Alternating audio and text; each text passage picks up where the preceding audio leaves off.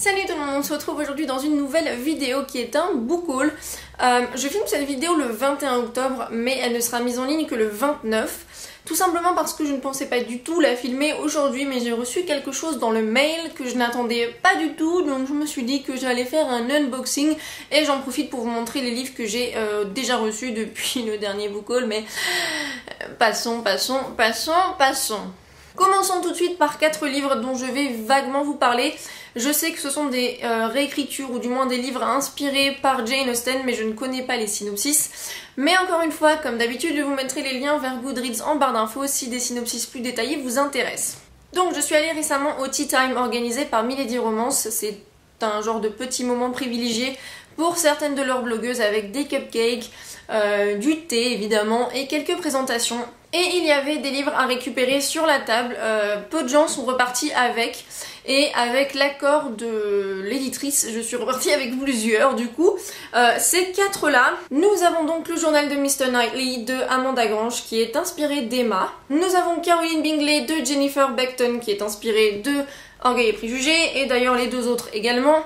Avec Cher Monsieur Darcy d'Amanda Grange encore une fois, et l'autre Monsieur Darcy d'Elizabeth Ashton. Ce sont des livres que j'ai très hâte de lire, même si ce sera pas forcément pour tout de suite parce que pour être honnête j'aimerais bien relire certains des livres de Jane Austen avant de me lancer. Et Emma par exemple je ne l'ai pas encore lu, donc voilà, je veux vraiment me remettre en tête les originaux avant de passer à ceux-là. Ensuite, une des petites commandes dont je vous parlais dans le précédent book haul, il s'agit de A Little Something Different de Sandy Hall. Comme vous pouvez le voir, la couverture est absolument divine. Moi je l'adore, je l'avais lu pour le boulot et j'ai vraiment beaucoup aimé, donc j'ai voulu l'avoir dans ma bibliothèque. La particularité de ce roman, c'est qu'il est écrit de 14 points de vue différents, dont un écureuil et un banc. Voilà, je pense que vous n'avez jamais lu de livre avec un écureuil et un banc en tant que narrateur, et bien dans ce livre-ci, ce serait le cas. Et en fait, ces 14 personnes, ce sont eux qui vont être les témoins d'une histoire d'amour qui va naître entre Gabe et Léa, je crois. Gabe et Léa, c'est ça. Et en fait, ce ne sont donc pas Gabe et Léa les narrateurs, alors que ce sont bien eux les personnages centraux finalement du livre. Et voilà, moi je trouve que c'est un concept super intéressant. J'ai beaucoup aimé le livre, je lui ai mis 4 ou 4,5 sur 5. Il y avait quelques petits détails qui m'ont chiffonné, mais j'en parlerai dans une date lecture. J'ai trouvé que la plume ressemblait pas mal à celle de Stephanie Perkins, que j'aime beaucoup, vous le savez très bien, et l'histoire était vraiment pas mal du tout. C'est une très belle romance contemporaine YA que je recommande à tous. J'ai ensuite reçu 2 livres de la part de Pocket Jeunesse que je remercie fortement, à commencer par Chronique de la fin du monde au commencement de Susan Beth Pfeffer, qui est une trilogie je crois post-apocalyptique, mais je peux me tromper vraiment sur l'appellation. Les couvertures suivantes sont comme ceci et je dois dire que j'aime beaucoup. C'est pas forcément le genre de couverture que j'aurais pu aimer habituellement, mais je les trouve vraiment très sympathiques.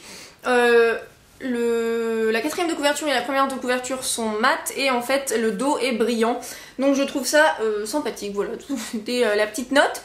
Et d'après ce que j'ai compris du synopsis, c'est qu'il y a un astéroïde ou une astéroïde, comment on dit, je sais pas si c'est féminin ou masculin.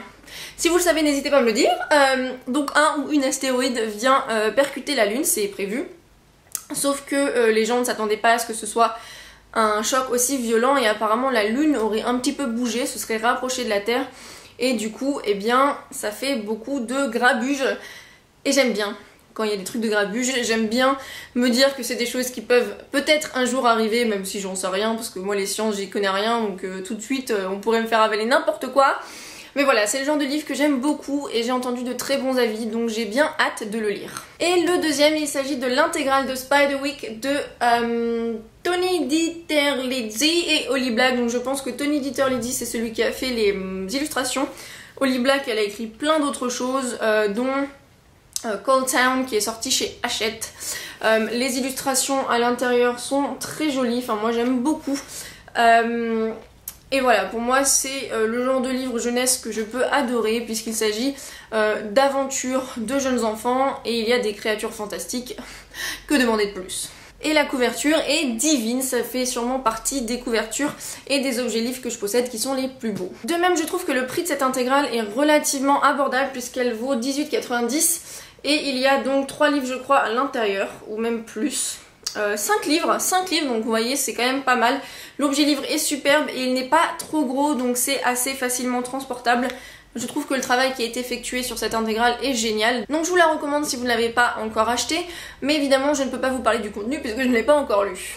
J'ai ensuite reçu 2 livres de chez Hachette, à commencer par Oniria de B.F. Parry, le livre 1, Les Royaumes des Rêves. Alors je ne sais pas très bien si vous pourrez voir à la caméra, mais je crois que c'est un livre avec une couverture holographique, je crois que c'est comme ça que ça s'appelle, je peux me tromper. Encore une fois, je dois dire que je suis impressionnée par le travail éditorial d'Hachette sur ces livres récemment. Je suis totalement conquise comparée à par exemple ce qu'ils faisaient avant avec leur dos noir et le petit bandeau blanc quoi, mais je l'avais déjà dit.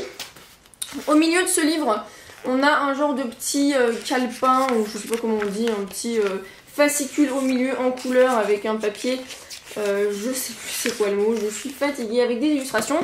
Je vais pas tout vous montrer parce que si vous voulez l'acheter, vous aurez peut-être envie de le découvrir vous-même. Et voilà, Oniria c'est les rêves, d'après ce que j'ai compris, c'est un jeune garçon qui est le seul à pouvoir rentrer au royaume d'Oniria et il se passe quelque chose de pas bien à Oniria, évidemment, parce que sinon il n'y aurait pas d'histoire. Et apparemment, il essaierait aussi de sauver son père qui est plongé dans un sommeil bizarre, alors je présume qu'il est dans le coma ou alors je suis totalement sur une fausse route. Voilà, je ne sais pas exactement de quoi ça retourne, j'ai hâte de le découvrir et il est sorti depuis le 1er octobre si cela vous intéresse. Encore un magnifique travail éditorial avec Hansel et Gretel de Adam Gidwitz, illustré par Nancy Peña et Joseph Verneau. Je présume évidemment que c'est une réécriture du conte, je peux me tromper mais je présume, et le titre exact c'est La terrifiante histoire et le sanglant destin de Hansel et Gretel. C'est un livre en hardcover que je trouve absolument divin. Je vais prendre quelques secondes pour vous montrer l'intérieur. Comme vous pouvez le voir, c'est écrit en noir et rouge, avec un sommaire pareil en noir et rouge, des illustrations en noir et rouge, et le texte en noir et rouge. Évidemment, je n'ai pas encore lu, je l'ai juste un petit peu feuilleté, je trouve que c'est un très bel ouvrage. J'ai hâte de me plonger dedans parce que si vous me suivez depuis un moment, vous savez que j'adore les réécritures de contes. On va à présent passer à l'unboxing. Encore une fois, c'est très plat. Je n'ai rien commandé. Si c'est mon chéri, je vais me poser des questions. Qu'est-ce que tu as fait? Tu ne m'enverrais pas 2 livres à la suite comme ça et on va devoir parler toi et moi, n'est-ce pas? Mais si c'est pas lui, du coup, bon bah oubliez ce que je viens de dire hein. Enfin bref, on va l'ouvrir et je crois qu'ils ont mis une ouverture plus facile. Ah, le sentiment de réussite. I like that. Ok, bon je suis un peu stressée mais ah bah je vois rien, comme ça c'est fait. Alors je vais prendre le petit papier déjà qui dit de quoi il s'agit. Oh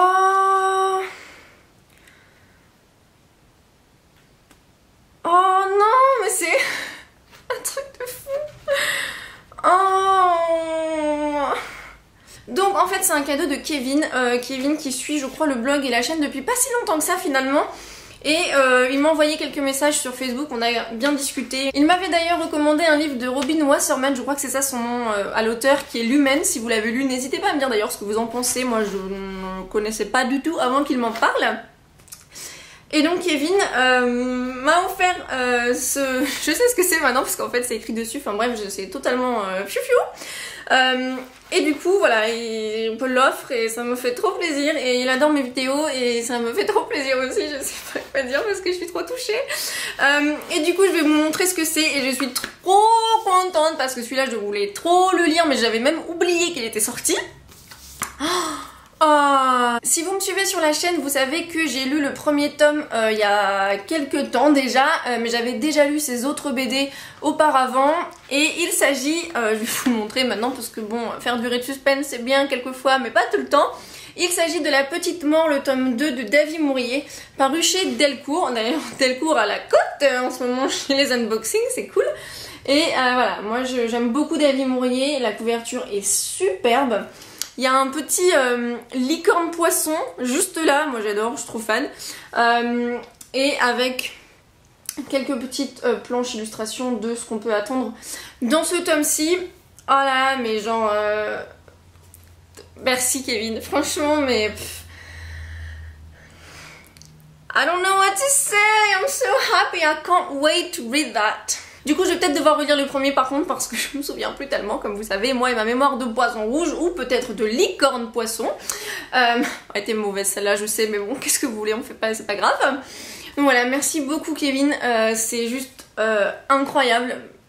Vraiment, je te remercie de tout cœur, ça me va droit au cœur.